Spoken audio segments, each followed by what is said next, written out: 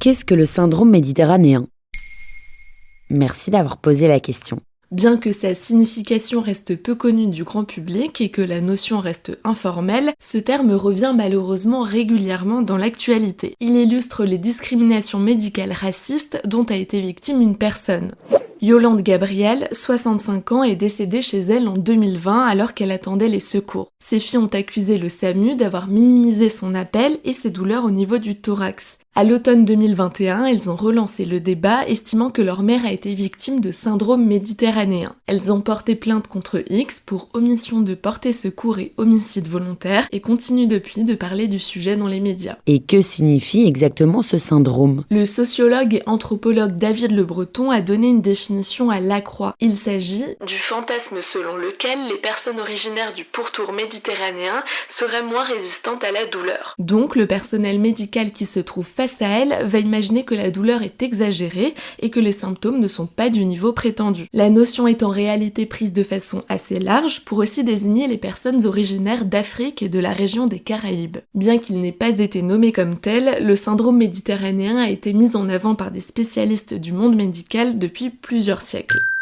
Dans le cas de Yolande, l'une de ses filles, Marie-Laure, a expliqué aux médias Mademoiselle. Maman, c'était une Française martiniquaise, elle avait un accent. Donc je ne sais pas dans quelle mesure le syndrome méditerranéen est entré en compte dans la réaction inadaptée de ce médecin. Côté médecin, les témoignages sont plus rares, mais une infirmière psychiatre de l'hôpital Saint-Antoine de Paris avait répondu à Click en 2015. Aux urgences, les malades sont censés être traités en priorité en fonction de l'urgence des symptômes. Seulement voilà, en réalité, certains patients ne sont pas assez vite pris en charge sous prétexte qu'il s'agirait d'un syndrome méditerranéen. Tu as d'autres exemples ? Ce syndrome méditerranéen a particulièrement été mis en lumière en décembre 2017 lorsque Naomi Musenga, une jeune femme d'origine congolaise, habitant à Strasbourg, a appelé le SAMU en se plaignant de fortes douleurs abdominales, mais n'a pas été prise au sérieux. Des enregistrements ensuite dévoilés dans la presse ont fait état de moqueries et de rires de la part des équipes. Une phrase notamment a extrêmement choqué lorsque l'opératrice du 15, numéro du SAMU, lui a rétorqué. Oui, vous allez mourir. Certainement un jour, comme tout le monde. À côté, l'autre personne s'est moquée de la prétendue douleur de règles de la Strasbourgeoise, soulignant qu'il est normal de souffrir pendant ses menstruations. Naomi Musenga est décédée 5 heures après son appel d'un accident vasculaire cérébral. Mais pourquoi en parle-t-on si peu ? Comme de nombreux sujets liés au milieu médical, et encore plus quand il est question de discrimination, c'est tabou. Là, le tabou est double puisqu'il touche des stéréotypes racistes, mais aussi des stéréotypes de genre. Typiquement, si une femme noire se plaint de douleur, elle aura encore moins de chances d'être prise au sérieux qu'un homme blanc. Ce syndrome reste informel et donc même si de nombreux témoignages existent, il n'y a pas encore d'études chiffrées précises.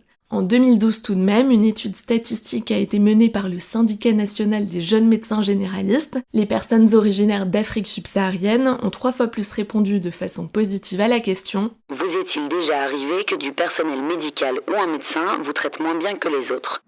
Une prise de conscience de ces stéréotypes racistes favorise depuis les études et travaux universitaires sur le sujet, ainsi que les formations en milieu hospitalier, afin d'éviter les erreurs de diagnostic et les négligences. Un premier article médical a été publié sur le sujet en mentionnant le syndrome méditerranéen dans son titre en décembre 2020. Voilà ce qu'est le syndrome méditerranéen. Maintenant, vous savez, un épisode écrit et réalisé par Pauline Weiss. Ce podcast est disponible sur toutes les plateformes audio et pour l'écouter sans publicité, rendez-vous sur la chaîne Bababam Plus d'Apple Podcast.